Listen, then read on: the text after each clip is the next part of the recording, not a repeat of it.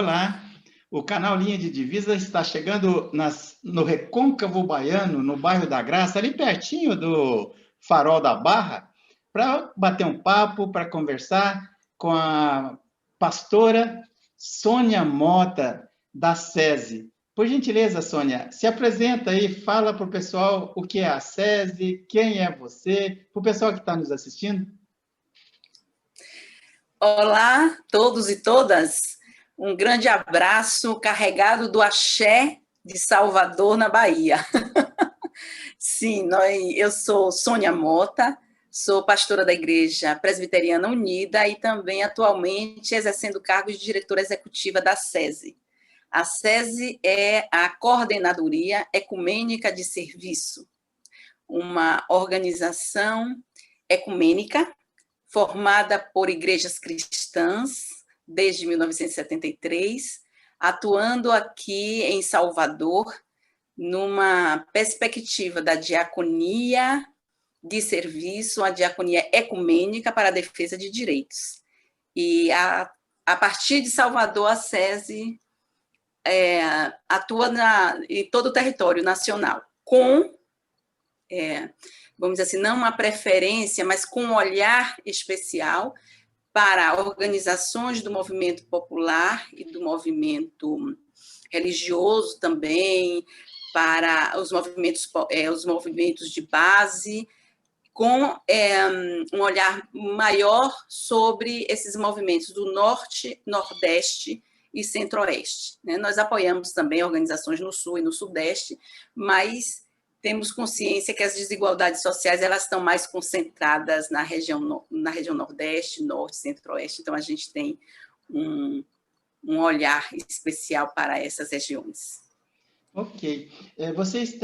A SESI tem mantenedores de fora do Brasil e de dentro do Brasil. Como é que funciona a questão da manutenção? Olha, nós, historicamente, como a SESI surge em 73 por uma provocação, vamos dizer assim, do Conselho Mundial de Igrejas, né, que naquela época estava muito preocupado, estava acompanhando muito de perto o que estava acontecendo na América Latina, em especial no Brasil. A gente não pode esquecer que estávamos em época de ditadura militar, né, estado de exceção. Então, o Conselho Mundial de Igrejas, que era muito presente, não é? Naquela época, e muito atento ao que estava acontecendo na América Latina, ele faz uma provocação a um segmento de igrejas, que eram consideradas igrejas progressistas aqui no Brasil, né, para que houvesse, então, um organismo ecumênico para ações da defesa de direitos, para ações diaconais, né, só que não voltado para dentro das igrejas, né? Porque a área da diaconia das igrejas, as igrejas fazem naturalmente, né? Qual é a igreja que não tem o seu departamento diaconal, o seu departamento de ação social? Todas as igrejas têm. E são voltadas, muitas vezes, para o entorno dessas igrejas e para a sua própria membresia. Então, a grande provocação era, não, nós precisamos ter uma organização diaconal, mas que não esteja voltada para dentro das igrejas, mas que esteja voltada para as necessidades da sociedade como um todo, né? E que possa apoiar organizações, movimentos, populações, independente de elas serem ou não vinculadas com a igreja. E esse foi a grande motivação. E também para a defesa de direitos humanos, né? Então, por exemplo, a SESI, ainda naquela época, em 73, foi a primeira organização no Brasil que ousou editar a Declaração de Direitos, publicar a Declaração de Direitos Humanos, né? A SESI tem uma cartilha de direitos humanos, que ela é famosa. Quando houve o massacre do Carandiru, tem uma foto, se eu não me engano, é da revista Cruzeiro, ou é da revista Manchete, que um dos presos, pelas grades do Carandiru, está com a nossa cartilha gritando por justiça, né, por socorro, mas mostrando a cartilha. Então, de lá para cá, essa cartilha nossa, ela tem sido reeditada muitas vezes, há 2 anos, quando a SESI fez nos seus 45 anos, nós reeditamos ela num formato todo novo, né, mas porque ela dialoga os artigos da Declaração Universal de Direitos Humanos com textos bíblicos e com documentos da Igreja Católica, da Igreja Luterana, documentos do Conselho Mundial de Igrejas, da Federação Luterana Mundial, da Igreja Anglicana também, não é?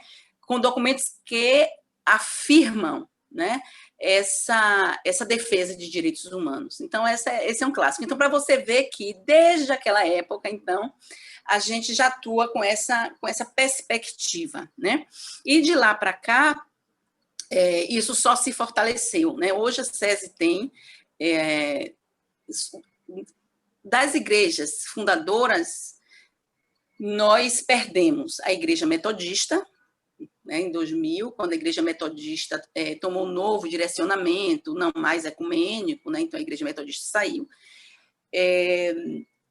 O Brasil para Cristo também, né, com a morte do seu fundador, também ela se afastou, mas nós ganhamos também, né, como igrejas que fazem parte, a Igreja Presbiteriana Independente, que não era fundadora, veio depois, e a Aliança de Batistas do Brasil, também, que não era fundadora e veio depois. Eu posso te chamar de Sônia? Claro. Sônia, você sabe se o Rubem Alves, quando era vivo, ele teve contato no começo com a instituição? Porque ele morava aqui e eu o conhecia, ele, de vez em quando, eu conversava com ele, e parece que é o Rubem Alves falando. A proposta parece. Sim, vamos dizer assim, na Igreja Presbiteriana Unida, toda aquela geração que formou a Igreja Presbiteriana Unida, que fazia parte também, né, da Confederação Evangélica do Brasil, né? Toda aquela geração, Rubem Alves, Joaquim Beato, João Dias de Araújo, Zwingli Mota Dias, né, que eram as grandes lideranças do presbiterianismo, né, que foram expulsos. Sônia, sabe quem cita muito o Rubem Alves? O pessoal da Teologia da Libertação. Libertação, claro, porque você sabe que era Rubem Alves, a Teologia da Libertação era o título da tese de Rubem Alves, mas na época, como consideraram muito avançado, então, se eu não me engano, aí ele mudou, né, o nome da tese dele para a Teologia da Esperança, se eu não me engano, e anos depois, então, o Gutierrez veio e colocou, algum tempo depois, a Teologia da libertação, né?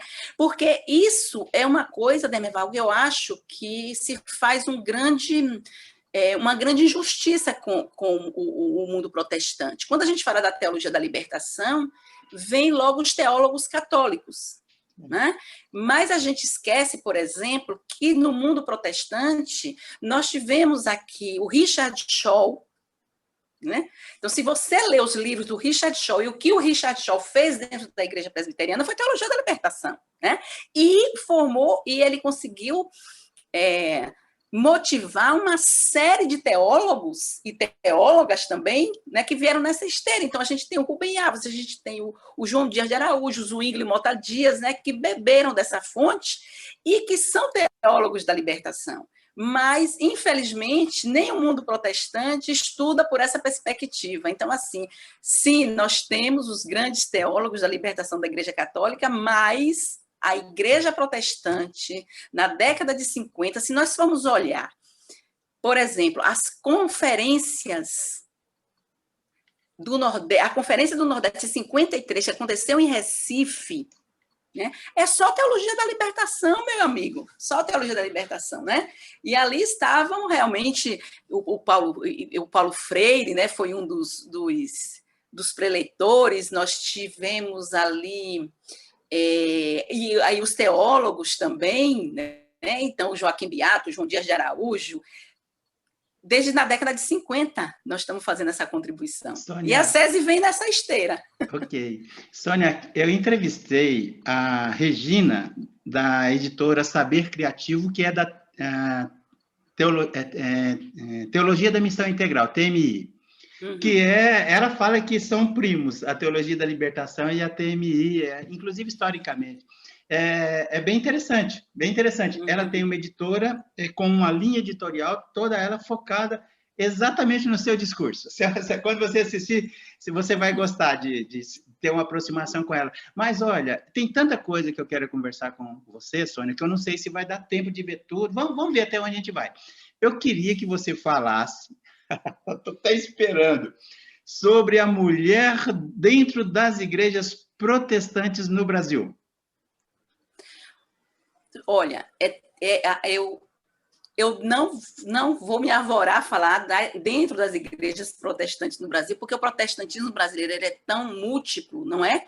Ele é tão múltiplo e tão diversificado, eu posso falar mais na minha linha, que é na linha presbiteriana, né? E eu venho de uma igreja que foi expulsa de uma outra igreja, até porque defendeu a ordenação de mulheres, né?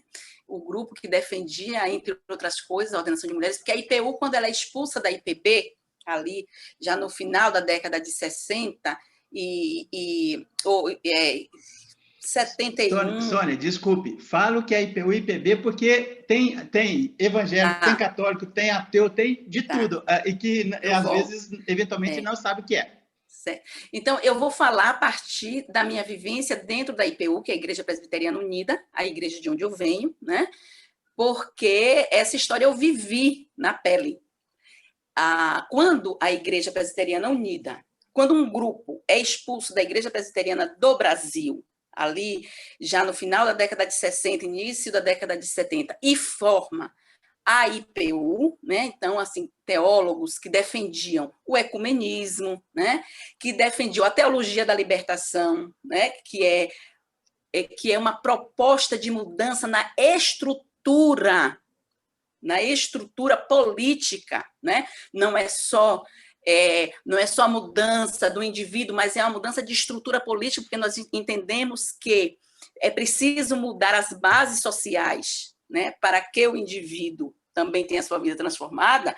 Então, a teologia da libertação, que defendia a ordenação de mulheres e que as mulheres ocupassem os cargos de poder. Então, quando esse grupo é expulso, perseguido, expulso dentro da Igreja Presbiteriana do Brasil, vocês podem conhecer bem essa história através do clássico do reverendo João Dias, Inquisição Sem Fogueiras, que agora foi até reeditado, não esqueci a editora, mas vocês podem procurar Inquisição Sem Fogueiras, ele foi reeditado agora. Então, esse grupo forma a Igreja Presbiteriana Unida, né? Eu era adolescente, né? Era adolescente. Eu me lembro que eu participei do segundo congresso da Igreja Presbiteriana Unida, ainda em 83, era bem jovem ainda, né? E desde lá nós fomos acompanhando essa nova igreja que surge, né, com essa proposta, e eu tive a honra de ser a primeira presbiteriana autêntica ordenada pastora, né? Ainda ali em 93. Em 93 eu fui ordenada pastora. Então, veja só, e essa luta ela foi muito grande. Claro, para mim foi mais simples, porque eu chego dentro de uma igreja em que as lideranças já tinham essa perspectiva. Não é? Então, imediatamente, os conselhos das igrejas, logo as mulheres assumiram o presbiterato, coisa que não era possível, né? Tinha igrejas, por exemplo, que não tinha nem diaconisas, né? Então, era assim, a IPU chega com, não, a mulher vai ocupar o diaconato, ela vai ocupar o presbiterato, ela vai ocupar a presidência da igreja, se a Assembleia assim o decidir, não é? E de lá para cá nós temos tido realmente moderadoras, tivemos agora, ultimamente, a Anita Wright, filha do nosso queridíssimo reverendo Jaime Wright, né? Uma figura extremamente importante no mundo ecumênico, na defesa de direitos, um dos articuladores da SESI, por exemplo, né? Um dos fundadores da SESI, o reverendo Jaime Wright esteve na fundação da SESI. Então, esse espaço para mim, foi tranquilo, né, de ocupar esse lugar como mulher, como pastora, como liderança. Fui moderadora do meu presbitério, né, atualmente eu sou vice-moderadora, mas não tenhamos dúvida, esse é o espaço da mulher, é um espaço que ainda incomoda. Por quê? Porque o patriarcado, assim como o racismo, ele é estruturante da nossa sociedade. Nós temos dificuldade de lidar com isso, especialmente dentro da igreja, né? Eu já cansei de ver, quando a gente vai pregar, quando a gente vai falar sobre uma perspectiva feminista, sobre textos bíblicos que trazem o protagonismo da mulher, já cansei de ouvir, mas ela é muito radical, né? Porque a primeira coisa que a gente ouve é isso, mas essa daí é muito radical, ela é radical demais, não é? E eu fico impressionada como textos bíblicos não são tratados muitas vezes na igreja. Você vê, eu tenho um grupo de mulheres aqui que a gente faz teologia, leitura feminista da Bíblia, e eu fui, dia desses, a gente estava estudando o texto de Batseba. E foi interessante, porque quando eu fui pesquisar sobre ela, né, muitos pastores, se você jogar isso no Google, você vai ouvir, culpam Batseba. Quer dizer, ela é vítima de violência do grande rei Davi. Ela é estuprada pelo grande rei Davi. Né? O marido dela é mandado para a frente de batalha porque ela engravidou, né? Pelo grande rei Davi. E tem pastores e tem lideranças religiosas que dizem assim, mas a gente não ouve uma fala de protesto de Batseba. Você acredita nisso? Quer dizer, hoje continua hoje a mulher estuprada e o discurso é, mas ela provocou. Não é assim? Sim. Então, peraí, fala mais sobre essa parte da Bíblia. Ela é muito comentada dentro das igrejas e é a primeira vez que eu vejo uma mulher falando com a visão da mulher. Queria que você falasse um pouco mais. Olha assim, olha, peraí, eu vou encher a tela com só você falando. Fala para as igrejas do Brasil que não tem essa perspectiva feminista dessa leitura, desse estudo de vocês. Eu queria que você falasse um pouco mais. As mulheres dentro das igrejas protestantes que querem ter acesso, porque tem muitas igrejas que não têm estudos com essa perspectiva. Onde é que elas vão buscar orientação, informação, como é que elas podem falar com você? Pega mais um pouquinho a história de Batseba aí, fala um pouco mais. Olha só, tudo que você está falando salta aos olhos e ninguém fala isso, a não ser vocês, né? Que tratam, vocês, desculpe, e as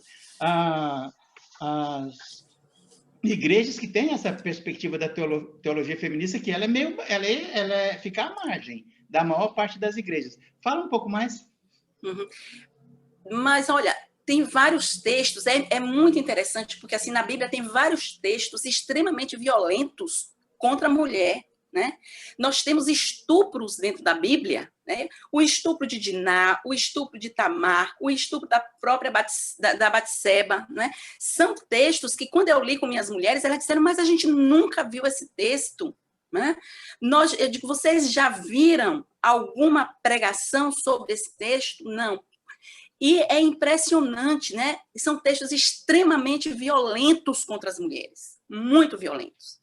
E a gente não trata porque isso é um incômodo, porque as mulheres das nossas igrejas, muitas mulheres que estão sentadas nos bancos das nossas igrejas, estão sendo violentadas, estupradas dentro de suas casas pelos maridos que depois vão piedosamente para a igreja no dia de domingo e se aproximam da ceia e tomam a ceia e dão um abraço da paz. Quando não praticado por pastores, também com as suas mulheres. Exatamente, olha só. E não só contra as mulheres, não, contra as mulheres das igrejas também. Mulheres que são estupradas, mulheres que são assediadas dentro dos templos, evangélicas pela igualdade de gênero, né? Eu não sei se você conhece esse grupo, evangélicas pela igualdade de gênero, certo? Então, ela fez uma pesquisa alguns anos atrás, que é a tese de doutorado dela, eu até sugiro que você a entreviste, uma mulher fantástica. Você tem o WhatsApp dela? Eu tenho o contato dela, eu posso depois passar para ti, sim, né, a Valéria. Fala com ela primeiro, depois manda para mim, eu vou entrevistar. Tá. A Valéria está em São Paulo, e ela lidera esse grupo que é fantástico, que é o EIG, né? Desculpa te interromper, Sônia. Esse material de estudos bíblicos sob a perspectiva da mulher, uma igreja que não tenha esse material, se entrar em contato com você, você passa orientação, você fala onde tem esse material, como é que eles podem fazer? Entra no site do CEBI. O CEBI tem várias publicações sobre a perspectiva feminista, leitura bíblia na perspectiva feminista. Né? Qual que é o site? www.cebi, que é o Centro de Estudos Bíblicos, cebi.org.br, www.cebi.org.br. Você vai encontrar farta literatura de estudos bíblicos, todos na linha da teologia feminista. Sônia, o Velho Testamento e o Novo, os dois foram escritos por lentes masculinas, né? Sim, precisamos trocar os óculos, né? Como diz o grande biblista Carlos Mestres. Desculpa, masculinas e brancas. E brancas. Nós somos herdeiras de uma leitura bíblica, assim como de um protestantismo patriarcal, branco, né? Eurocêntrico ou estadunidense, e nós reproduzimos isso ainda hoje sem fazer uma contextualização latino-americana e latino-brasileira dessa leitura e dessa perspectiva. Se alguma igreja quiser levar você para falar sobre tudo isso sobre parte do que a gente está ouvindo, porque o tempo é curto, como é que eles te acham? Olha,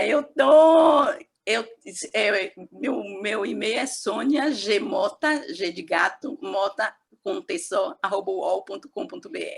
Não vou passar seu WhatsApp no ar de jeito nenhum, senão você não vai sossegar aí. Ô, Sônia, peraí.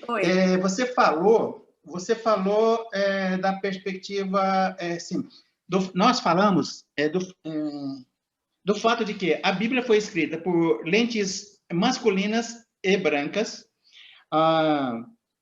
Eu queria que você falasse um pouco das lentes brancas. Como é que você vê o negro dentro da Bíblia e dentro do movimento ecumênico que você está inserida? Uhum. Fica com inveja aqui do meu suco de colhido da horta aqui. Fica com inveja da minha água com gengibre. Mas eu preferia estar com alguma coisa colhida da horta. Eu moro no 12º andar, não dá para ter horta. Ah, é? Eu moro numa casa no meio do mato. Aí eu moro aqui na Graça também, pertinho da SESI, que é para não me dar muito trabalho, como eu tenho que estar lá quase que full time. Então... Sônia, fala para mim dos negros. Tá, é isso mesmo, né? Eu penso assim, eu vou reformular. Não é que a Bíblia tenha sido escrita ela foi lida, né? Foi lida e ela foi interpretada pelo viés, pelas lentes brancas. Mas a Bíblia, né? Se a gente pega a história do texto bíblico, eu não sou especialista nisso, mas sou casada com um especialista, então já assisti tantas palestras e tantas aulas dele que acabou aprendendo. O texto bíblico, né, na verdade, ele é uma compilação de diversos olhares e de diversos povos, não é? Acredito que também mulheres, homens, negros, né? Porque se a gente olhar o ambiente bíblico, né, de onde o ambiente bíblico sai, né, a gente percebe que tem sim, diversidade de olhares, diversidade de culturas, diversidade de cores e de religiosidades também. Né? O povo de Israel constitui a sua teologia dialogando com diversos cultos, com diversas perspectivas. Né? Olha Moisés, o que Zípora faz? Né? Zípora quem vai e faz a circuncisão de Moisés, né? E Zípora é de uma outra tradição, né? O sogro de Moisés era um sacerdote de outra tradição religiosa. Quer dizer, o povo de Israel ele se constitui também nesse diálogo. Então, eu acho que o texto bíblico ele traz essa riqueza. Só que quando ele chega nas mãos de especialistas europeus, estadunidenses, e chega no Brasil, ele já chega com esse filtro. Aí nos apresentam, né, todo o Novo Testamento e chega com Jesus, com aquele homem loiro do olho azul que faz parte de todo o nosso imaginário. Né? E quando nós apresentamos, então, quando nós começamos a desvelar o texto bíblico, a ler e ver de onde é, qual é a geografia onde esse povo se constitui, e nós vemos que é na África, e a gente traz, então, os personagens, né, com essa negritude, nós trazemos essas mulheres também empoderadas, porque a gente tem a impressão que quando a gente lê, quando a gente ouve algumas pregações, que as mulheres da Bíblia eram todas umas alienadas, né? Umas abestalhadas que estavam ali. Gente, para Moisés, né? Só um fato curtíssimo. Para Moisés ser o grande líder, né? Como a história passa para a gente, várias mulheres tramaram para que ele existisse. Olha o que foi Sifrá e Puá, né? Duas parteiras articulando, se unindo para salvar a vida de uma criança. Quer dizer, de uma criança não, elas devem ter salvado vidas de milhares de crianças, né, naquele período. Né? O que foi a irmã dele ficar escondida, a mãe dele tramar para poder ele conseguir ser salvo. Então, assim, nós vemos a resistência das mulheres em todos os textos bíblicos. Nós vimos 5 mulheres se organizando, 5 irmãs se organizando, não é, para mudar a Constituição de Israel, quando elas não podiam ter direito à terra, está lá, né, no texto bíblico, as 5 filhas de Zelofade, que eu não gosto desse nome, vamos botar Milca, Tisa, Helga, e agora esqueci o nome das outras 2, né? São 5 mulheres se organizando, porque como o pai morreu na travessia, elas não podiam ter o direito à herança, porque era patrilinear, e elas vão lá, chama as lideranças do local e diz, não, nós temos o direito também, não é porque o nosso pai morreu, que nós não vamos ter direito à terra, e muda a Constituição de Israel, e a gente não fala sobre isso nas nossas igrejas? Não é. A gente não faz, então, a gente não prega, por exemplo, sobre Débora, a grande juíza do povo de Israel. A gente não prega sobre Débora.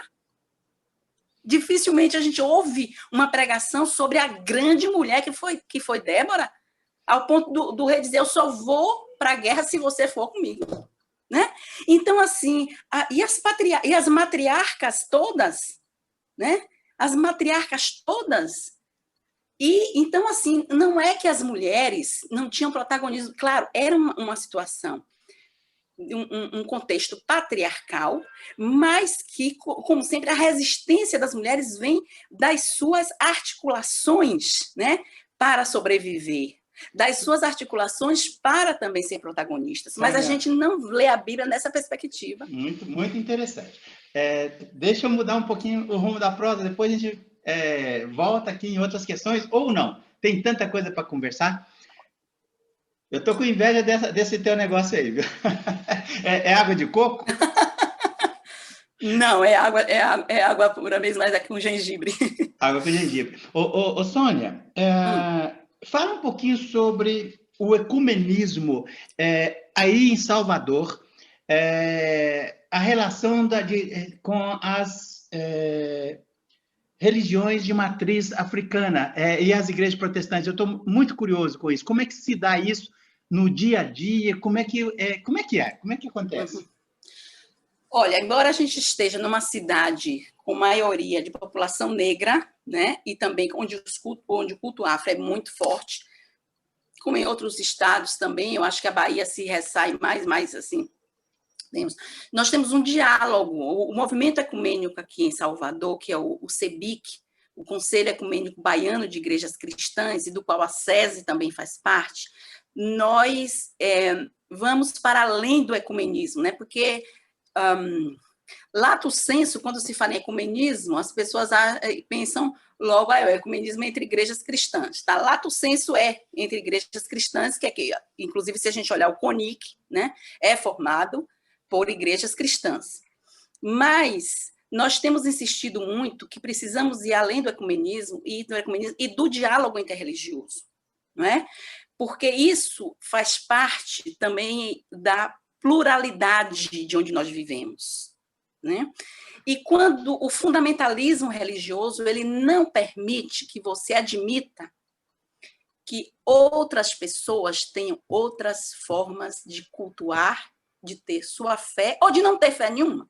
Sim, né? Sim. Então, nós temos insistido muito e temos promovido eventos aqui nessa perspectiva desse diálogo interreligioso.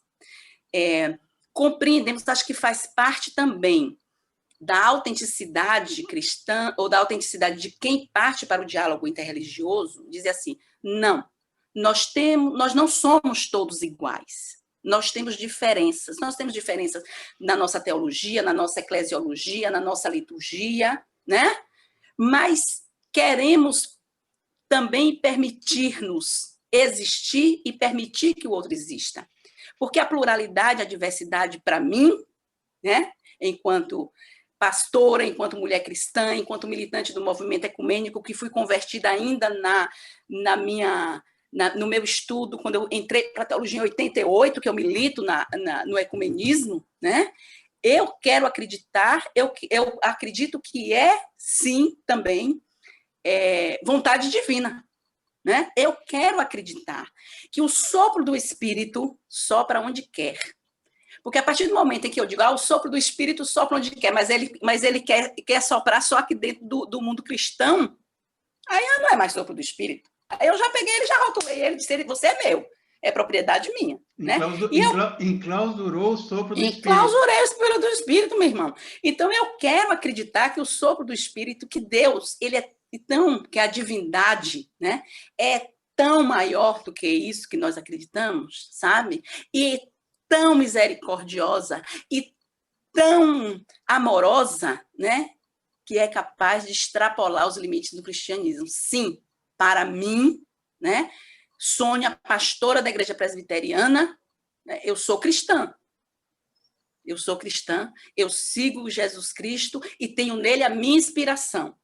Né, a minha inspiração de vida, a minha inspiração para atuar no ecumenismo, para defender direitos humanos, né, porque direitos humanos a gente nem pode falar hoje em muitas igrejas, para defender os direitos humanos, né, para acreditar que o reino de Deus se faz com justiça e com oportunidades para todos e todas, mas eu quero acreditar que este sopro sopra em outro lugar e chega no coração de outras pessoas de outra forma. Sônia, enquanto você está falando aqui, entre o encantamento de ouvir a guerreira, estou vendo você como uma guerreira e estou gostando demais. Eu estou aqui dando uma coladinha nos 4 pilares. Eu queria que você comentasse um pouquinho assim, sobre essa ação diretamente na sociedade de uma maneira transformadora. Vou ler aqui, que eu baixei do site. Os 4 pilares da política de apoio. Direito ao trabalho e renda, direito à cidade, direito à identidade na diversidade e direito à terra, água e território. Está bem claro, né, que a forma de atuar de vocês. Fala um pouquinho sobre isso.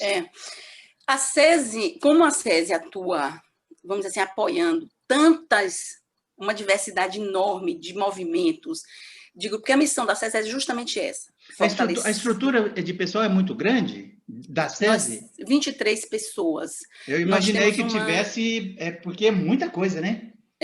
Nós temos um grupo que é a assessoria de projetos e formação, né? Que é esse núcleo que lê os projetos, que recebe o projeto, porque assim, a SESI é a única organização no Brasil que ela recebe ecumênica, que ela recebe pedidos de apoio a projetos diariamente, todos os dias. Não é via edital? Eu vi no site lá que tem... Às vezes a gente tem. às vezes nós temos editais mais esporádicos. Por exemplo, quando a gente tem um apoio de uma União Europeia, a gente apoia um projeto da União Europeia, então a gente faz por edital. Mas, normalmente, nós fazemos, porque, como nós somos apoiados por agências de cooperação internacional, ecumênicas, né? Por exemplo, nós temos o apoio de Pão para o Mundo, que é uma agência luterana da Alemanha, nós temos o apoio da Miséria, que é uma agência católica também da Alemanha, nós temos o apoio de Rex Eper, que é uma agência de cooperação das igrejas reformadas da Suíça, né? Então, como nós temos esses apoios, então nós atendemos diariamente. Para você ter uma ideia, a gente cadastra em torno de 800 projetos por ano. Destes 800 projetos, nós conseguimos apoiar em torno de 300, 320. Dá quase 3 por dia. Porque esses projetos chegam e a gente, então, tem uma equipe que se debruça sobre esses projetos para analisar o projeto, para ver se está dentro dos nossos critérios, né? E nós temos uma coisa que é muito pedagógica. Às vezes você está lá, o assessor, como a gente tem pessoas de muito tempo e com muita experiência, às vezes o projeto nem está tão bem escrito, né? No seu roteiro, mas ele sente que ali tem uma coisa pulsando que não foi bem dito. Pega o telefone e liga. Escuta, explica melhor esse projeto teu aqui, como é que é, né?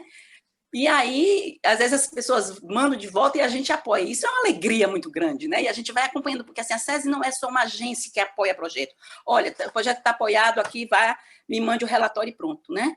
A gente cria um caminhar junto com esses grupos. Então, assim, de acompanhamento, a gente faz formação, né? A gente faz formação em gênero, a gente faz formação para o fortalecimento institucional, a gente faz formação em raça, né? Então, a gente cria um estar com essas populações que faz com que a gente se olhe agora, a SESI não é aquela agência que dá o dinheiro, mas a gente é aquela agência parceira, né?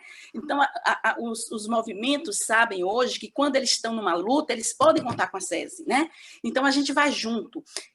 Demerval, uma das experiências mais lindas que eu já tive na SESI foram as missões ecumênicas. Você veja, né? Qual é o conceito de missão que geralmente, principalmente o mundo protestante tem? É a missão de conversão. Não foi assim que nós fomos? Né? A missão que chegou no nosso país, no nosso continente, foi a missão de conversão. É a cruz e a espada. Todo mundo tem que se tornar cristão, né? E desconhecendo a grandeza da cultura indígena, da religiosidade indígena, africana, não é? E a SESI, ela faz missões ecumênicas.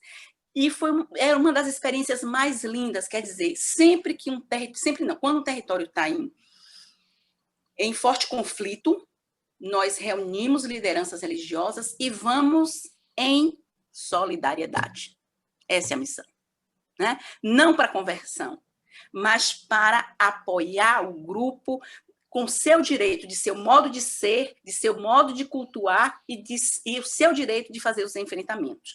Nós fizemos missões ecumênicas, por exemplo, quando teve o primeiro massacre em Eldorado dos Carajás, ainda da década de 80, a SESI estava lá. Foi a primeira que chegou lá com lideranças ecumênicas.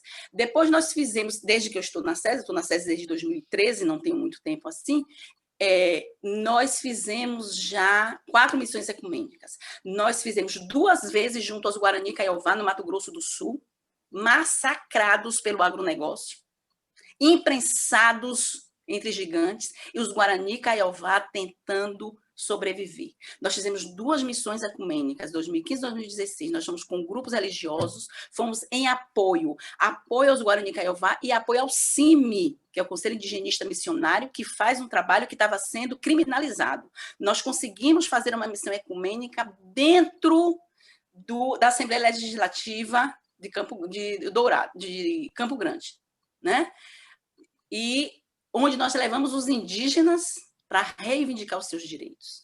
E nós estamos apoiando, e já apoiamos, a reconstrução das casas de rezas Guarani.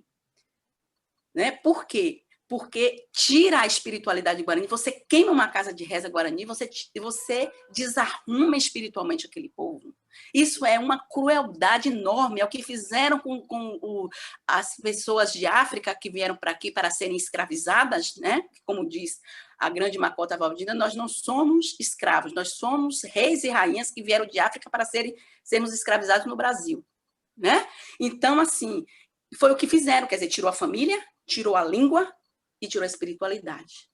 Tentaram tirar a espiritualidade, porque a resistência negra é lindíssima, né? Então, a mesma coisa tentam fazer com os indígenas no Brasil, né? Então, a SESI também tem ajudado a reconstruir essas casas de reza para que eles tenham o espaço sagrado deles, o direito de cultuar os seus encantados, as suas ancestralidades, entendeu? Então, nós não vamos em missão para fazer proselitismo, para converter. Não, nós vamos em missão para dizer, nós somos cristãos. Para fazer expropriação da espiritualidade de um povo. Exatamente, não tem condições, né? Então, a gente vai, nós levamos lideranças religiosas aonde sentamos juntos, aonde comemos juntos e aonde vamos e fazemos audiências públicas e visitamos o Ministério Público e fazemos notas de desagravo e mandamos e traduzimos as notas e enviamos para vários países. Para você ter uma ideia, na primeira missão ecumênica que nós fomos em apoio aos Guarani Kaiowá, nós fizemos uma campanha que tomou proporções em vários países, que era assim: não compre carne nem soja do Brasil porque está manchado de sangue indígena. Meu amigo, nós recebemos apoio da Itália, do Canadá, da França, da Alemanha, da Inglaterra. A gente recebia e-mails do pessoal dizendo que estava atento a essa pauta. Né? Isso incomodou, isso chegou ao ponto de incomodar. Sônia, né? Vou mudar o rumo da prosa de novo. É tanta coisa que eu estou querendo saber e ouvir. Eu já entrevistei alguns líderes de igrejas inclusivas aqui no meu canal. Depois você vai ver lá. Sim. Como é que é a relação da SESI com as igrejas inclusivas da Bahia? Aqui a igreja inclusiva daqui faz parte, inclusive, do CEBIC. Né? Nós temos uma igreja inclusiva que faz parte do CEBIC e acompanha as nossas atividades também, né? E temos uma vivência e uma convivência muito tranquila, até porque eu acho que a diversidade, né? A diversidade sexual, a diversidade de orientação sexual, a gente precisa respeitar e a gente precisa dar o direito a essas pessoas existirem, né, Merval? Sabe? A SESI, inclusive, nesse período de pandemia, nós apoiamos alguns grupos LGBTQI do Brasil, porque muitos profissionais que fazem parte dessas populações perderam seus empregos, muitos artistas, né? Muitos trabalham com arte, muitos trabalham com teatro, outros trabalham com beleza, né? E naquele momento de pandemia, não tinham como fazer isso, né? E muitos profissionais do sexo também, né? E, assim, se viram numa situação terrível. E nós apoiamos, durante a pandemia, sim, grupos, né? O Grupo Arco-Íris do Rio de Janeiro foi um dos grupos que nós apoiamos com recurso não só para cestas básicas, mas também para equipamentos de higiene, né? De máscaras, álcool gel. Então, assim, porque compreendemos isso à luz dos direitos humanos. Essas pessoas têm o direito de existir e têm o direito de serem respeitadas e têm o direito de serem acolhidas. Sabe o que acontece com as nossas igrejas? Peraí. Eu queria que você repetisse isso aí, à luz dos direitos humanos para os fundamentalistas. Vou encher a tela. Para os fundamentalistas das nossas igrejas. Repete. Porque assim, eles têm o direito de existir, eles têm o direito de serem respeitados, eles têm o direito de serem acolhidos. O que acontece com as nossas igrejas é que nós não somos mais comunidades de acolhimento. As igrejas precisam ser comunidades de acolhida, de amor. Qual é o princípio do evangelho? É o amor desde que pense e haja igual a mim? O que foi que o Cristo nos ensinou? Né? Então, Eu penso que essas pessoas, elas têm o direito de existir, de serem respeitadas, de serem acolhidas. O que acontece é que as nossas igrejas se transformaram em instâncias de julgamento. Quando a gente vira tribunal, quando a igreja vira tribunal para julgar você pela sua cor da pele, pela sua orientação sexual, não é opção sexual, orientação sexual, entendeu? E outras coisas mais. Então, a gente vira um tribunal, sim, e a gente esquece o Cristo. E aí a gente pinça textos bíblicos, de preferência, né, das cartas paulinas, né, porque as nossas igrejas, eu digo que são mais paulinas do que cristãs. Muitas vezes pegam o texto do apóstolo Paulo que estava regulamentando a fé cristã, que já é um período posterior, né, da história, quando a igreja começa a se tornar a igreja oficial, porque isso aconteceu com nós mulheres, né? Na comunidade de Jesus, nós mulheres tínhamos igualdade de espaço. Maria Madalena, apóstola das apóstolas, né?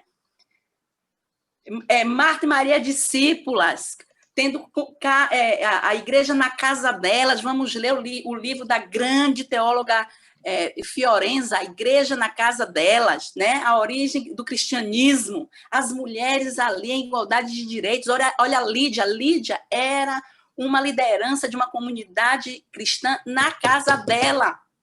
E ela é que acolheu o apóstolo Paulo. Sônia, é difícil assim, não ver assim, a forma como você é apaixonada pelo que você faz, pelas lutas que você tem. E você não tem noção, assim, desculpa, é forma de falar, você não tem noção do que são as igrejas aqui que não tem esse discurso. É a maior parte das igrejas, eu não vou nem citar as denominações aqui, claro. E que eu acho que... Nossa, precisava ter um monte de Sônias esparramadas por esse país aí. Sim, olha, tem muitas pastoras como eu, e muito mais até, porque assim, como eu estou na SES, eu não estou nem tendo tempo de participar de cursos, de participar de congressos. Mas só se for na sua denominação. Mas olha, tem a pastora Nancy Cardoso, que é uma teóloga feminista, que escreve, né, elabora um pensamento teológico fantástico. Sônia, vamos fazer o seguinte, depois você pega os seus contatos dessas feministas, pastoras, que tem no WhatsApp, fala do meu canal, vou te mandar lá. Claro, pô, tá louco. Olha, tem essa Valéria que eu te falei, da EIG, tem a pastora Romy Bank, que é a secretária executiva do CONIC, tem a pastora Claudete Urich, que é uma luterana, que é professora na Faculdade Unida, na Universidade Unida. Tem alguma batista da Convenção Batista Brasileira? Pastora Odja Barros. Meu Deus, pastora Odja Barros é fantástica. Da Aliança de Batista do Brasil, ela é de Maceió. Tem a pastora Bianca da EBS, que é da Igreja Anglicana. Então, assim, nós temos grupos de pastoras nesse mundo ecumênico, mas sabe o que é que acontece, Demerval? O patriarcado. Eu estou vendo pastores aí, né, por uma questão ética, não vou citar nomes, sim, alçando o estrelato e todo mundo, mas pastor tal falou sobre isso. Gente, Nancy Cardoso está falando disso desde a década de 80, isso que eu estou te dizendo, mas ninguém ouve porque é mulher. Claudete Urich está falando disso desde sempre. A pastora Romy está falando disso. Ivone Gebara teve que sair do Brasil. Todo mundo fala. A Ivone Gebara, eu estou doido para entrevistá-la, não consigo contato com ela. Você veja, todo mundo fala, porque Leonardo Boff, né, teve o silêncio obsequioso, tem o maior carinho por Boff, tem o maior respeito, é um dos apoiadores da SES, inclusive. A Ivone teve um silêncio também? Sim, a Ivone, foi na década de 90, quando ela falou sobre o aborto, né? Quando ela falou sobre o direito... Ela está no Brasil, né? Sim, mas quando ela falou ali na década de 90, você veja, na década de 90, quando Ivone deu uma entrevista para a revista Veja, né, e falou sobre a necessidade da descriminalização do aborto, porque mulheres estavam morrendo, né, porque isso nós defendemos, o aborto precisa ser descriminalizado, porque os homens estupram, mas quem morre são as mulheres. E quem vai para a cadeia são as mulheres, você vê o absurdo que é. né? Então, quando Ivone falou isso, a Igreja Católica botou ela em silêncio, proibiu ela de publicar e mandou ela para a Bélgica para ficar calada. Ninguém fala sobre isso. Então, é assim, na verdade, nós estamos falando, nós publicamos, né? Nós fizemos uma campanha, estamos fazendo uma campanha, tire os fundamentalismos do caminho pela vida das mulheres, né? Mas a grande imprensa, as igrejas, claro, as igrejas, né, não querem nos escutar, porque nós somos radicais, porque a gente incomoda. Porque quando eu digo assim... Sônia, você acha que você é radical? Eu não acho. Eu acho que você é combativa, porque você também deve estar cansado de levar pancada, né? É isso mesmo. Assim, aí o que acontece? O patriarcado, a sociedade machista que a gente tem, além de chamar a gente de radical, silencia, não publica mais. Por que Ivone Gebara, uma mulher como Ivone Gebara, com doutorado, inclusive muitos padres foram formados por Ivone Gebara, e hoje Ivone Gebara não acha lugar para poder trabalhar, não tem espaço para trabalhar como professora exercendo a sua teologia. Ela deve estar com uns 70 anos ou mais, né? E nem para publicar. Por que Ivone não consegue mais? Né? Por que Nancy Cardoso também tem dificuldade, muitas vezes, de publicar? Né? Então, assim, teólogas que estão aí, eu falei da pastora Claudete Urich, que é professora da área da teologia feminista na Faculdade Unida de Vitória. Né? Tem um livro fantástico, eu tenho aqui o livro dela que ela me mandou sobre as mulheres da Reforma Protestante. Tá fácil aí, pega esse livro aí. Eu vou entrar em contato com ela e vou fazer uma entrevista sobre esse livro aí com ela. Pode fazer, né? É pela editora Sinodal, saiu pela editora Sinodal. Como é o nome dela? É Claudete Baise Urich. Eu passo para você. Eu passo o contato dela para ti. Tá viu? Bom. Uma mulher fantástica, uma teóloga de primeira linha, discute teologia feminista, discute gênero, né? E fez esse livro, né? Sônia, tem uma Bíblia feminista? Tem a Bíblia feminista? Eu acho que na Alemanha, se não me engano, já saiu, mas você sabe que, historicamente, nós temos a Bíblia da mulher. Né? Essa é toda cor-de-rosa. Eu nunca abri. Eu vou te dizer. Deixa eu pegar aqui o ano. Não é dessa que eu estou falando, Sônia, você é sempre assim, empolgada, quer... Eu sou... Deixa eu te dizer, olha só. Não é essa que eu estou falando, não, amigo. Se apropriaram, olha só. Em 1895, olha o ano. Em 1895, uma mulher protestante estadunidense começou a questionar a interpretação bíblica, porque escondia as mulheres. Ela juntou um grupo de irmãs dela, né, de mulheres da academia, inclusive, e começaram a escrever a Bíblia da mulher contestando os textos bíblicos. Olha só. Que escondiam a mulher, em 1895. Final do século XIX. Exatamente. No ano passado, a Igreja Anglicana aqui publicou essa Bíblia em português, com uma revisão feita por diversas mulheres. Inclusive, tive a honra de fazer parte do grupo que olhou os textos, que fez comentários. Quem quiser comprar essa Bíblia, vocês sabem qual é a editora? Como é que faz para comprar? Eu não sei. Depois você tenta descobrir e manda para mim, porque eu ponho na descrição. Eu vou te mandar o contato da pastora, que é minha colega, minha amiga querida, Bianca Daebes. Foi a pastora que liderou esse processo. Olha, vou fazer o seguinte. Eu vou criar uma playlist sobre dentro do meu canal sobre a teologia feminista. Vou mandar o link para vocês, solta para todo mundo. Todos os seus contatos, eu quero entrevistar todo mundo, essa mulherada toda aí. Eu quero conversar com o pessoal que editou essa Bíblia. Eu quero dar voz. Bianca é bem tranquila, eu tenho certeza que ela vai te atender. Eu já falo com ela e te passo o contato com ela. Então, Então, você veja, quer dizer, a Bíblia da Mulher, em 1895. Essa Bíblia causou você falou alvoroço. que essa irmã Era era de uma academia, você falou? Ela era... Não, ela era... Deixa eu ver, Bíblia da Mulher. Elizabeth Cady Stanton. Elizabeth Cady Stanton. Né? Foi uma comissão de 26 mulheres. Olha só. E que que aconteceu com ela? Olha, pelo histórico, né? Mas apanharam bastante, né? Imagino. Né? Quase em 1900 ali. Exatamente, né? Então, assim, as citações... Aí, o que acontece? Aí o mundo gospel pega uma Bíblia, faz uns comentários, bota uma capa rosa e se apropria da Bíblia da mulher.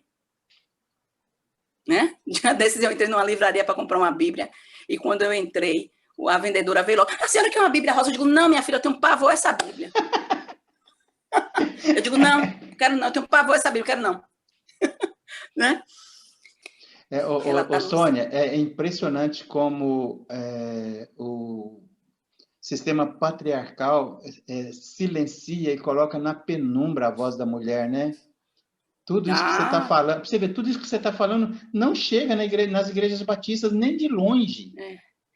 E assim, né, Demerval, porque eu acho que uma das tristezas nossas, assim, como teólogas, feministas, e que atuamos nos direitos humanos, é que muitas igrejas agora, porque não basta você ordenar mulheres, claro que ordenar mulheres para a gente é um grande passo, né? Quando você... Eu acho tão interessante hoje, né, que a gente às vezes vê alguns púlpitos, algumas conferências de igreja, né? E nos incomoda. Eu digo assim, o pessoal nem se toca, né? Aí bota 5 homens lá na frente, todos 5 para falar. Pá! Aí veja só, né? Agora falando. Então, assim, as igrejas não se dão conta que quem está, a maioria das pessoas que compõem as igrejas são mulheres. São as mulheres que estão na linha de frente. Geralmente as mulheres que são de oração ali. Exatamente, né? Quem sustenta muitas vezes fazendo o artesanato, fazendo a diaconia, fazendo a visitação. E aí vai fazer um congresso, botam lá 5, 6 homens. Eu vejo você com toda... Nossa, eu acho que se eu fosse mulher, eu seria assim, tão combativo quanto. Eu ia ficar extremamente indignado com a situação da mulher dentro do contexto religioso. E a questão da oração? O fato de você ter que ser tão combativa, como é que é a questão da oração e a entrega nas mãos de Deus dentro do teu ministério, quando você fala de vida de oração na tua igreja, como é que você concilia isso? Querido, para mim, oração e ação tem que vir junto. Esse querido aí foi bem irônico. Não foi não. Oração e ação, para mim, entendeu?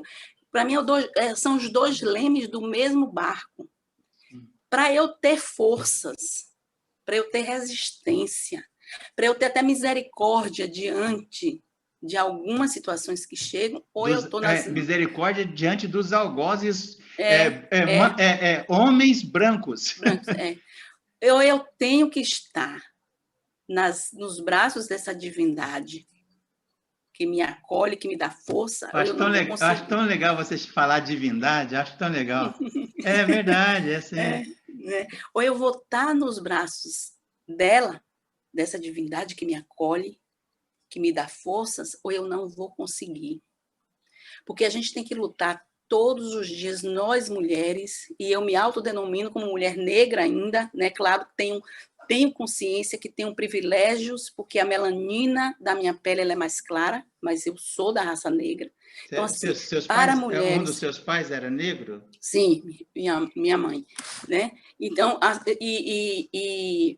eu tenho consciência que para nós mulheres, e para as mulheres negras mais ainda, a gente tem que matar um leão por dia. Porque a gente tem que enfrentar, quer dizer, assim, no pastorado, por exemplo, um homem, um pastor, ele pode pisar na bola, ele pode chegar em cima da hora, ele pode esquecer que ele teve a ceia, ele pode improvisar a liturgia, tá tudo certo. Se a mulher fizer isso, está lascada. Né? Então, assim, você tem que Sônia, Sônia, os membros da igreja, deve ter muitos membros, se bem que pelo contexto que você fala, eu suponho que não aconteça, muitos homens machistas, ovelhas. Uhum. Eu enfrentei alguns, né, na minha igreja, assim, mas eu acho que eu sempre fui tão combativa, como você está dizendo, que o pessoal não se cria muito comigo, não, sabe? Pode até tentar, mas não se cria comigo, não. Até por isso, talvez eu não seja aquela figura pastoral, né, que todo mundo espera, porque na hora do confronto, vamos para o confronto mesmo. Sim, sim. Né? E eu tenho um agravante, eu e essas colegas todas que você vai entrevistar, nós temos um agravante, porque além de sermos teólogas feministas, nós somos defensoras de direitos humanos. Mas para mim não é agravante. Mas nas igrejas é um agravante, sabe por quê? Porque as igrejas não querem falar de direitos humanos. Eu ia falar isso, ó. Pera. Não vai dar para a gente falar tudo, porque também se ficar 2 horas no vídeo, o pessoal não assiste. Não assiste aí. A hora que você falou do Manual de Direitos Humanos que vocês elaboraram, eu quase parei para falar só disso, para falar para as igrejas. Quase enchi a tela com você. Exato, Demival, porque eu fui olhar para ver se eu estava com uma delas aqui. Então, assim, esse meu canal, eu sou independente, não tenho vínculo com nenhuma instituição religiosa diretamente. Então, estou dando voz a todo mundo que pensa diferente, que tem que ser dado voz. Você já ouviu falar no Ricardo Quadros Gouveia? Sim. Eu estudei ele na minha dissertação. Eu tenho entrevistado várias pessoas por causa do Kierkegaard, né? Que ele é especialista. Eu estou num grupo dele, ele está no Canadá hoje. Eu já entrevistei por 2 vezes. E ele me incluiu num grupo de WhatsApp lá, onde ele faz estudos e tal. E foi um cara que indicou você. Você sabe quem é que te indicou? Não foi Cristofani? Foi. Eu entrevistei e pedi algumas indicações, ele indicou você. Ele falou, você precisa conversar com a Sônia. E interessante, né? Como as nossas igrejas estão perdidas. A gente, por incrível que pareça, a gente tem que voltar a fazer estudo bíblico nas nossas igrejas sobre as obras da misericórdia. Porque elas se tornaram tão duras, tão endurecidas, que elas esqueceram. Tive fome, me deste de comer, tive sede, me deste de beber, estava nu e me vesti, estava preso. Você conhece o Capelete? Você conhece o Capelete de São Paulo? Não. Assiste lá, assiste no canal. Depois eu vou mandar alguns links de algumas entrevistas. A vida dele pastoral foi toda parte na Cracolândia. Hoje, assim, ele leva para dentro de casa. Ele é radical. Se você acha que você é radical, você vai ver um cara radical. Eu não acho que eu sou radical, não. Radical no bom sentido. Radical no bom sentido. Ele leva para dentro de casa prostitutas, moradores de rua. E ele cita o versículo aí que você está falando, o tempo que você falou o tempo todo. Mas assim, as nossas igrejas esqueceram disso, sabe? E aí, infelizmente, o discurso midiático sobre que defender direitos humanos é defender bandido entrou tão forte nas nossas igrejas que é muito mais fácil. É muito mais fácil você aderir a este discurso porque não te tira da tua zona de conforto. Né? O discurso de Jesus Cristo, o discurso do evangelho libertador de Jesus Cristo, que você tem que ir lá, entendeu? Caminhar, buscar, comer junto e libertar, né? Esse discurso, ele não faz bem para as igrejas. Porque eu tenho que sair da minha zona de conforto, eu tenho que sair do meu templo limpinho, sabe? Eu tenho que sair das minhas músicas gospel, que está aqui, e eu estou completamente alienado, eu tenho que sair dessa oração. Sônia, você conhece o Carlinhos lá de Calcaia, perto de Fortaleza? O Carlinhos, a igreja dele votou para não ter infraestrutura. Sim, já ouvi falar, né? Então, quer dizer, esse discurso nas igrejas institucionalizadas, eu acho que a gente precisa, assim, né? Para mim, uma das coisas que a gente precisa mexer nas nossas igrejas, nas estruturas das nossas igrejas, é deixar elas perceberem que o discurso dela está envelhecido. Tem 500 anos, tem 500 anos. Entendeu? É lá da reforma, 1500 e pouco. É Exatamente. extremamente cômodo ficar estacionado 500 anos atrás. Lógico, e por isso as igrejas históricas estão também definhando, né? Mas o que está sendo colocado no lugar também, como muitas igrejas aí, né, desses movimentos pentecostais, neopentecostais, também não nos servem. Então, é assim, qual é a nossa alternativa? Ou a gente tem que mexer nas estruturas dessas igrejas para voltar para o eixo. Vamos começar a ler o evangelho de novo, minha gente.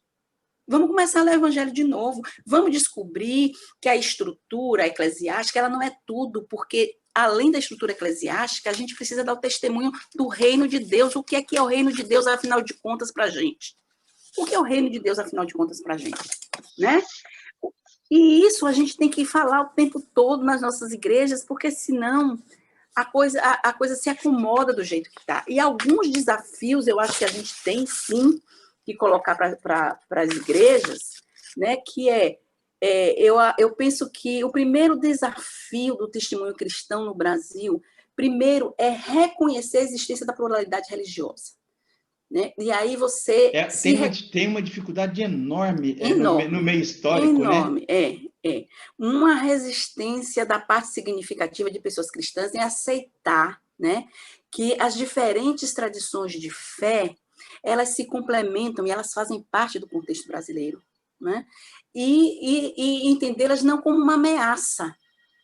Eu não posso olhar o outro como meu inimigo, né? Mas eu acho que são expressões diversas do amor de Deus para essa humanidade. Então, acho que o primeiro desafio é isso, é reconhecer, é dar esse testemunho que sim, a pluralidade e é legítimo. Achei a Bíblia da Mulher. Olha ela aqui, ó. Achou.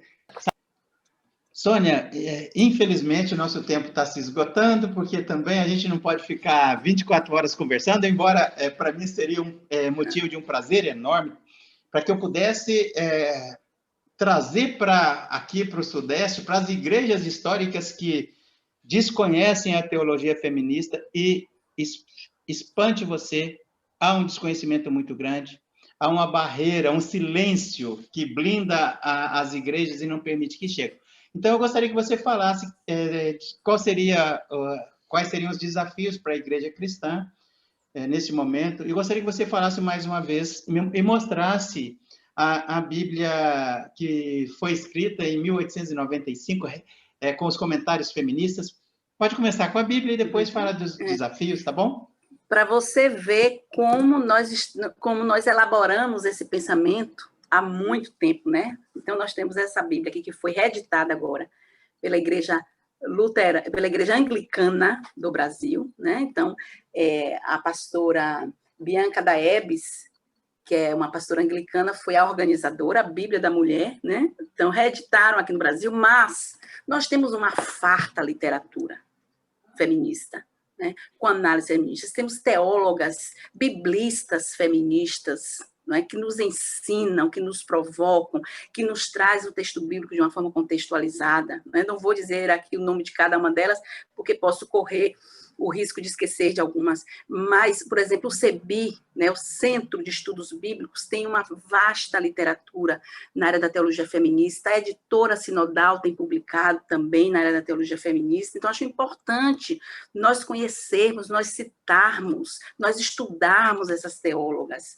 feministas, né, para que a gente tenha, eu acho que um dos grandes desafios para as nossas igrejas é atualizar o seu discurso, mas atualizar o seu discurso numa perspectiva evangélica, libertadora, afinada com o agir e o ser de Jesus Cristo, né? Acho que é uma das grandes, porque a gente congelou o discurso e a gente foi por uns caminhos que muitas vezes a gente jogou fora, por exemplo, as obras de misericórdia. A gente esqueceu disso. A gente esqueceu que é o reino de Deus verdadeiramente. Eu quero viver também bem aqui e agora, né? E quais são os princípios do reino de Deus? A gente está esquecendo isso. E eu acho também que outros desafios, eu coloco assim, né, para o testemunho cristão no Brasil, no âmbito do diálogo interreligioso, é reconhecer a existência e a legitimidade da pluralidade brasileira. O Brasil, ele não se constitui apenas de cristãos e de pessoas brancas. O Brasil se constitui por uma diversidade de etnias, né, que a gente precisa dialogar e que a gente precisa reconhecer a legitimidade da existência desses povos e dessas formas de culto também. Né? Compreendê-las não como uma ameaça, mas como expressões do amor de Deus. Né? Como um testemunho concreto, a gente precisa fazer isso. Acho que um outro desafio também é que nós precisamos afirmar claramente que evangelho e violência são incompatíveis. Nós não podemos compactuar com nenhum ato de violência, quer seja contra mulheres, contra indígenas, contra as populações periféricas, a juventude negra que está morrendo nas periferias das nossas cidades. Isso é incompatível. Não nos é dado o direito de compactuar com instâncias de violência. Instância de violência e evangelho são incompatíveis. Outro é fortalecer as alianças de solidariedade e de proteção aos sagrados em risco de extinção. Nós estamos vendo aí terreiros de candomblé sendo vilipendiados e queimados, estamos vendo casas de reza indígenas sendo também queimados. Gente, isso é expropriação do sagrado do outro. Eu não preciso destruir o outro para que a minha fé permaneça. A minha fé é minha, é de foro íntimo. Eu preciso reconhecer que outros povos têm o direito de cultuar de outras formas, encontrar o seu sagrado e a sua espiritualidade de outras formas, se eu quero acreditar que o Espírito sopra aonde ele quer. Né? Eu acho que a gente precisa repensar as estruturas das nossas igrejas. A gente supervaloriza as institucionalidades, né? Só que a gente muitas vezes esquece que as institucionalidades elas são muito importantes. É importante, né, as igrejas terem os seus documentos, o que lhe rege, né? Mas eles não podem ser um fim em si mesmo, porque a gente congela, né? Aí a gente cristaliza. O objetivo de uma institucionalidade é sempre ser o testemunho da fé em Cristo. Que Cristo é esse que eu estou crendo? É o Cristo que apoia a violência contra a mulher? É o Cristo que não dialoga e não respeita e não acolhe em amor alguém por causa da sua orientação sexual? É um Cristo que quer queimar os indígenas? É o Cristo que apoia o extermínio da juventude negra? Porque é o Cristo que diz que bandido bom é bandido morto. Onde que a gente encontrou esse Cristo? Quando é que nós nos perdemos na leitura bíblica para ter chegado a este ponto? Né? E, finalmente, eu acho que o desafio da igualdade na diversidade, na abertura para as fronteiras, abertura para o outro. A gente não pode esquecer que o próprio Jesus de Nazaré aprendeu com a mulher Ciro-Fenícia. Né? Ele vinha cheio de preconceitos da sua formação judaica e disse que não ia atender o pedido dela, não. Né? E ela vira para ele e diz, mas também a gente come das migalhas, os cachorrinhos comem das migalhas da mesa, quando caem no chão. E ele se converte, ele aprende com ela e ele volta atrás. Esse é o Cristo. Só que a gente tem dificuldade de enxergar a humanidade desse Cristo. A gente, principalmente no protestantismo, a gente fala tanto das duas naturezas do Cristo, né? A natureza humana e a natureza divina, mas muitas vezes a gente esquece a natureza humana e só fica na divina. Porque quando a gente enaltece demais a natureza divina, a gente se acomoda. Né? E fica nos nossos templos asseados, limpinhos, branquinhos, né? Cheio de samambaia e de flores. Mas esquece de que a humanidade de Jesus Cristo nos obriga a ir ao mundo. E é no mundo que ele nos quer. E no mundo, minha gente, tem muita dor, tem muito sofrimento.